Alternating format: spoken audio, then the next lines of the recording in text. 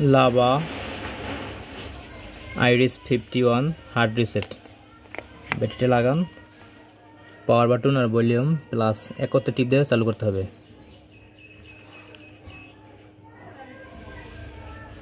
পাওয়ার আইসে, এখন power button ছেড়ে দিতে হবে, ভলিউম বাটন টিপ দিয়ে ধরে রাখতে হবে। ফ্যাক্টরি মোডটা আইসে দেখেন ইরিজ হইতেছে, তো দেখতে পারলেন ইরিজ হয়েছে। আর যদি ইরিজ না হয়তো সেই ক্ষেত্রে যে ফ্যাক্টরি রিসেট লেখা যেখানে ওইখানে ক্লিক কইরা ইয়েস দিলেই হয়তো, পরে একটু ওয়েট করার পর রিবোট ডাটা বা রিবোট ফোন ওইখানে দিলেই ক্লিয়ার হয়ে যেত। তো দেখতেই পারলেন করে নিয়েছি ফ্লাশ।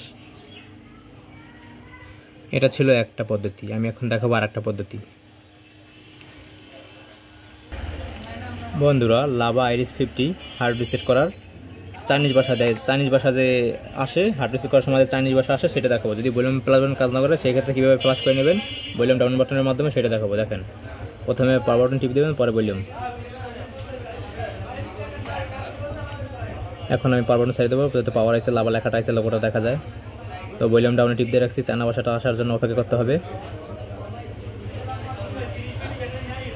চায়না ভাষা আসলে একদম নিচের যেটা থাকবে ওইটাই দেবেন, এই নিচে যেটা আছে এটা দেবেন, ফোন রিসেট হয়ে যাবে।